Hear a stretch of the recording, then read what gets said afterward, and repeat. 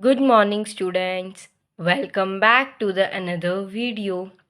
Today we will discuss about the properties of colloids. So first property is colligative property. So what do you mean by colligative property? The colligative properties are those properties which depend upon the quantity, that is the number of the particles. So in this case, as we know, the particle size is greater in case of colloid and smaller in case of true solution. True solution में जो particles का size होता है वो कम होता है और colloids में particle का size ज़्यादा होता है. अगर particle का size ज़्यादा होगा तो number of particles क्या होंगे? कम होंगे. So in this case, in case of colloids, number of particles are less and in true solution number of particles are more.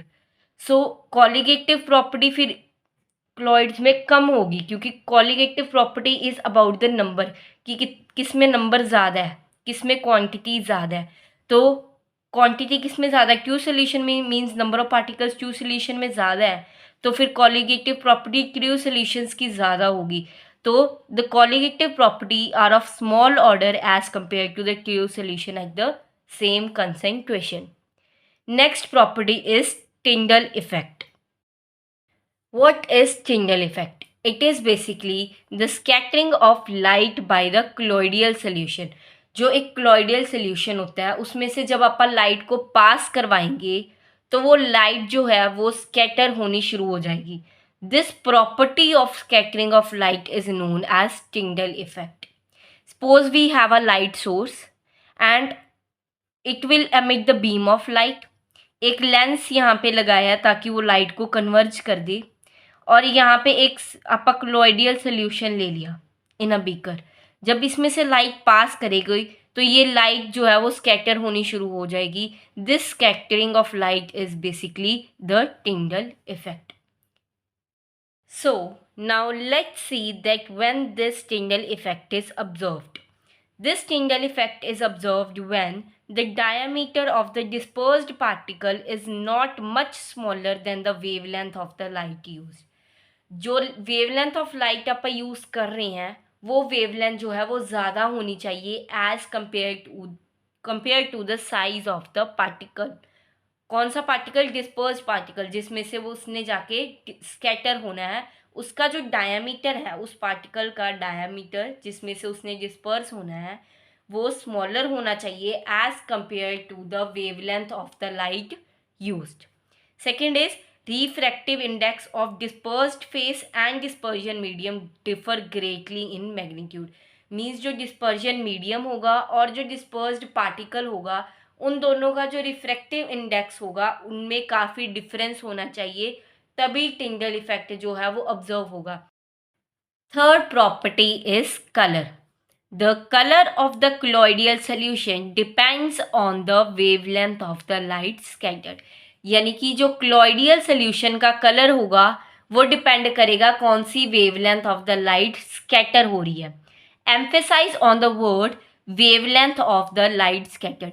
यानी कि जो wavelength of the light use कर रही हैं और जो वेवलेंथ ऑफ लाइट स्कैटर होएगी वो दोनों डिफरेंट होंगी.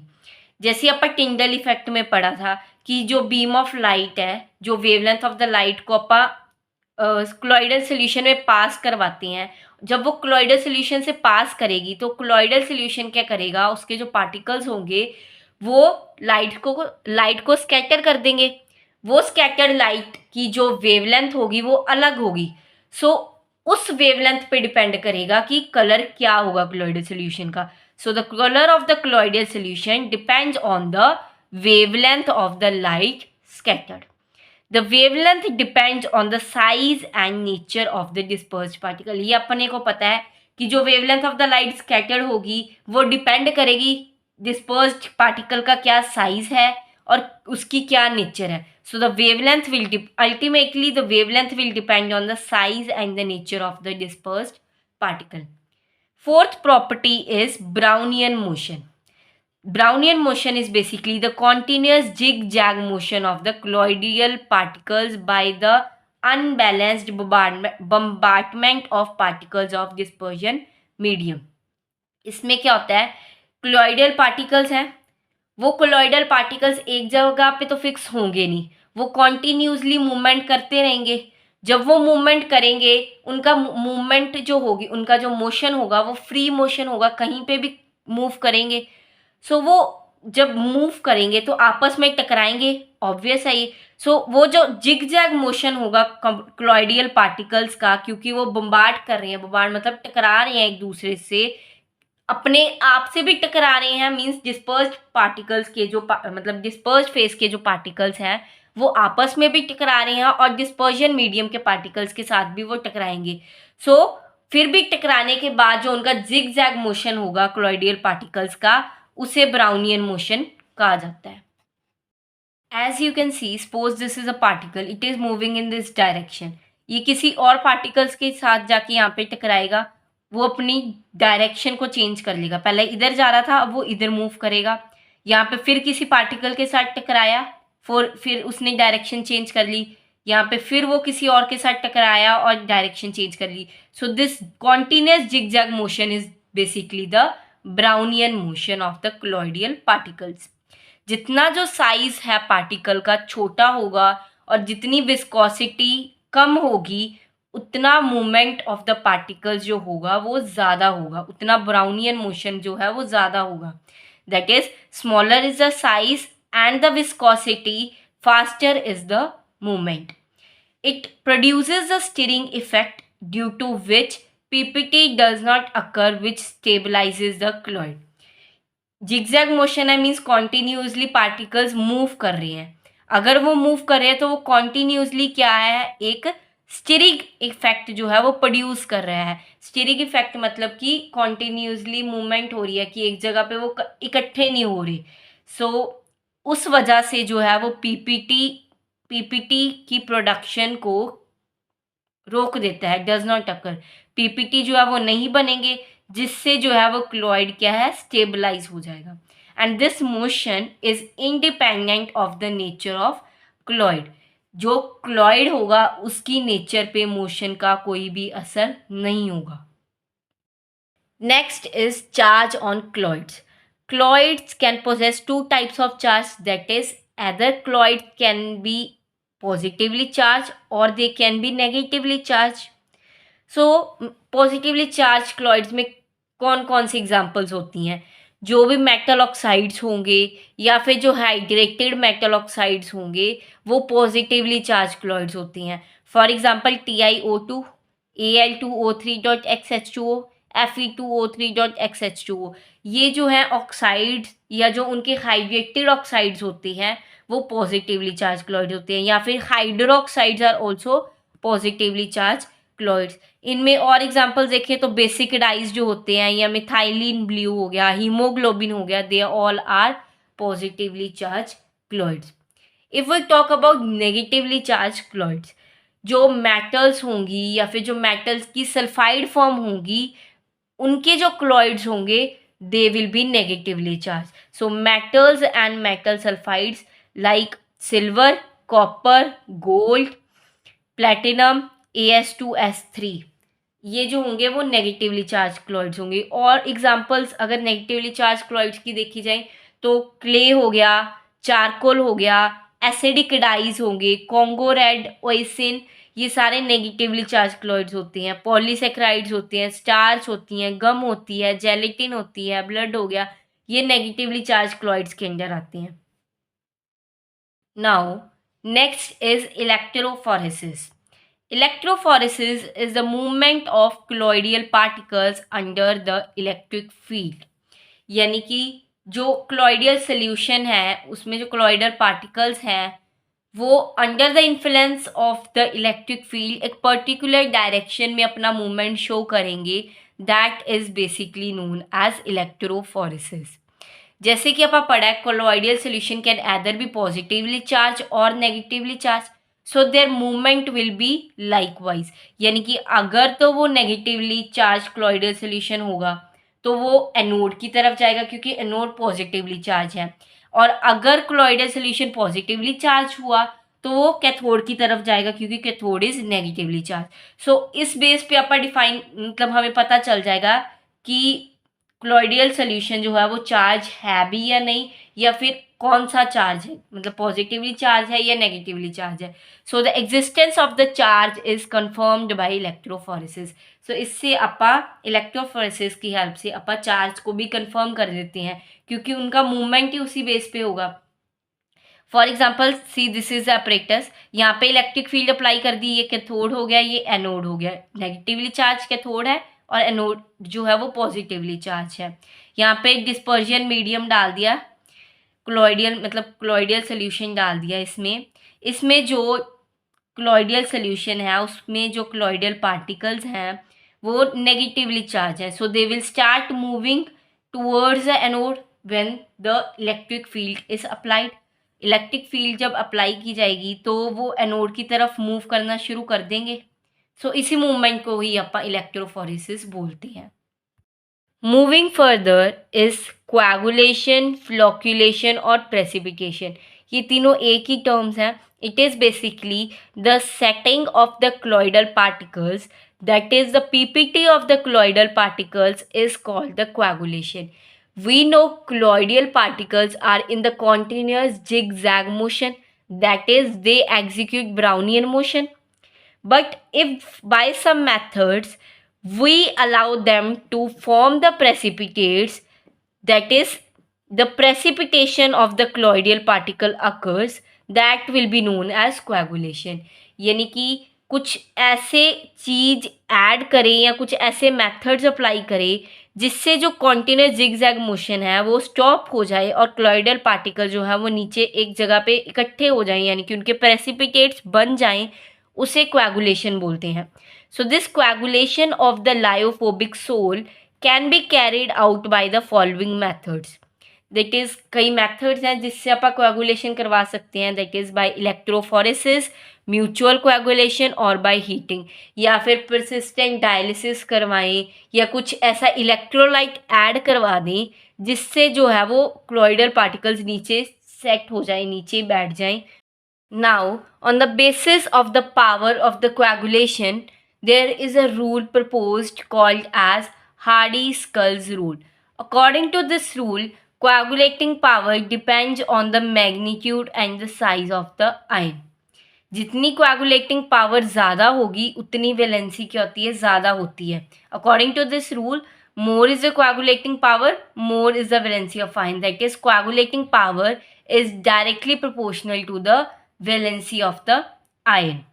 जिस सोल की कोएगुलेशन देखनी होती है उसके ऑपोजिटिवली चार्ज की वैलेंसी देखेंगे। फॉर एग्जांपल, जैसे कोएगुलेशन अपना पॉजिटिव सोल की कोएगुलेशन करवानी है तो पॉजिटिव सोल की कोएगुलेशन करवाने के लिए उसके ऑपोजिटिवली चार्ज की वैलेंसी देखेंगे। ऑपोजिटिवली चार्ज कौन सा होएगा, नेगेटिव चार्ज, तो नेगेटिव चार्ज की वैलेंसी देखेंगे। जितनी वैलेंसी ज़्यादा होगी उतनी कोएगुलेशन ज़्यादा होगी। For the coagulation of the positive sol, valency 4 negative की ज़्यादा, फिर 3 negative, then 2 negative and then negative. तो इसकी कोएगुलेशन ज़्यादा होगी, फिर इसकी उससे कम, इसकी सबसे कम। फॉर द नेगेटिव सोल, अगर नेगेटिव सोल की कोएगुलेशन करवानी है तो उसका ऑपोजिटिवली चार्ज की वैलेंसी देखेंगे, दैट इज पॉजिटिव वैलेंसी देखेंगे। एल्यूमिनियम 3 पॉजिटिव की ज़्यादा, then barium 2 positive, then at last sodium. Moving further is coagulating और the flocculating value. It is basically the minimum concentration of an electrolyte which is needed to cause the coagulation of a soul in 2 hours. यानी कि किसी electrode की कितनी minimum concentration चाहिए होगी ताकि किसी सोल की कोएगुलेशन हो सके इन 2 hours। 2 घंटों में किसी सोल की कोएगुलेशन करवाने के लिए एक इलेक्ट्रोलाइट ऐड करेंगे। उस इलेक्ट्रोलाइट की मिनिमम कंसेंट्रेशन की जो वैल्यू होगी that will be the coagulating और द फ्लोक्यूलेटिंग वैल्यू। जो कोएगुलेटिंग पावर होती है that is inversely proportional to the coagulating value. जितनी कोएगुलेटिंग पावर ज़्यादा होगी उतनी कोएगुलेटिंग वैल्यू कम होगी। ये ऑब्वियस है कि जिसकी कोएगुलेटिंग पावर मीन्स जिसकी पावर ज़्यादा होगी कोएगुलेशन करवाने के लिए उतनी इलेक्ट्रोलाइट की वैल्यू अमाउंट जो है वो कम डालेंगे कोएगुलेशन करवाने के लिए, क्योंकि उसकी पावर पहले ही ज़्यादा है। सो जितनी पावर ज़्यादा होगी उतनी कोएगुलेटिंग वैल्यू जो है वो कम होगी।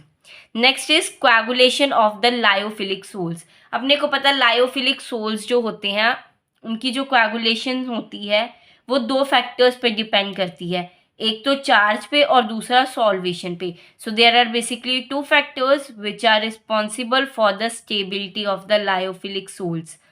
लायोफिलिक सोल्स की स्टेबिलिटी दो फैक्टर्स पे है, that is charge and solvation.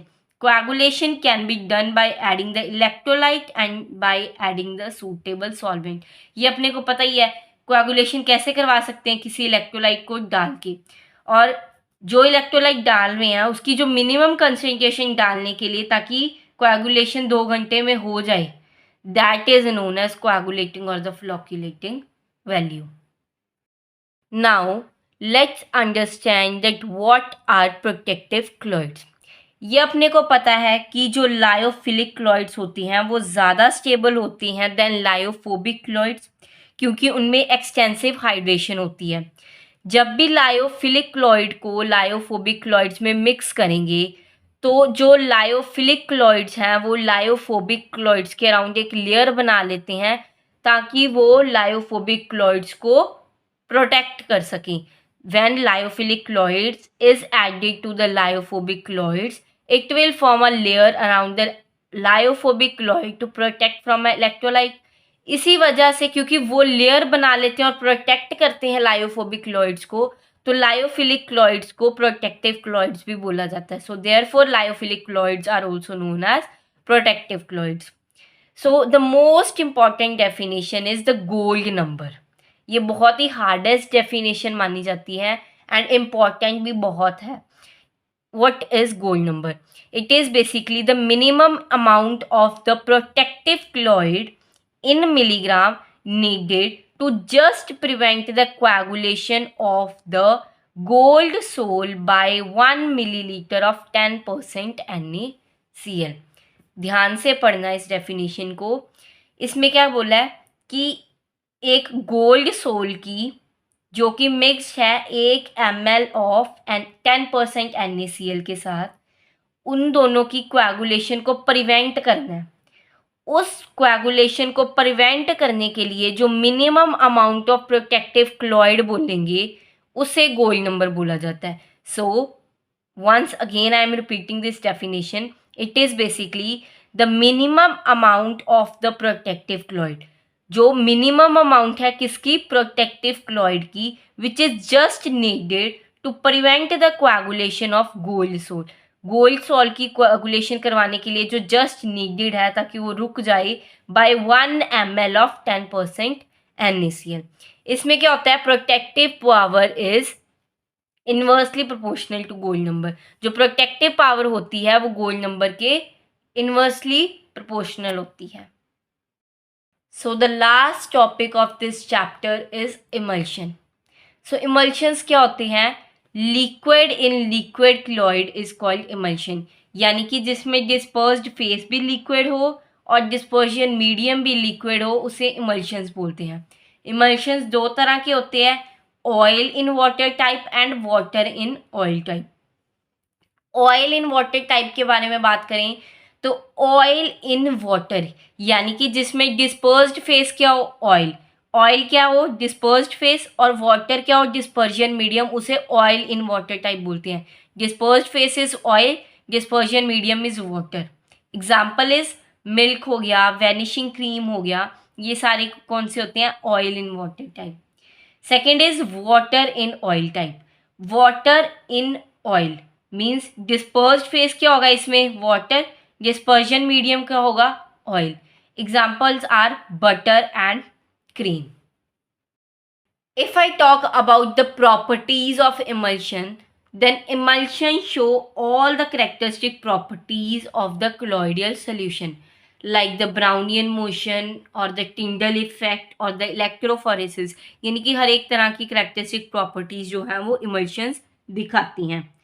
हमारे पास एक टर्म होती है डी इमल्सिफिकेशन। डी इमल्सिफिकेशन क्या होता है कि जो इमल्शंस हैं उन्हें अपन दो सेपरेट लिक्विड्स में तोड़ सकती हैं। So emulsions can be broken into two separate liquids either by heating or by centrifugation or freezing तो उस प्रोसेस को डीमल्सिफिकेशन बोलते हैं। हमारे पास कुछ ऐसे इमल्सिफायर्स होते हैं या इमल्सिफाइंग एजेंट्स होते हैं जो हेल्प करते हैं इमल्शन को स्टेबलाइज करने में। So this is all about emulsions. Thank you for watching my video. Please do like, share and subscribe my channel.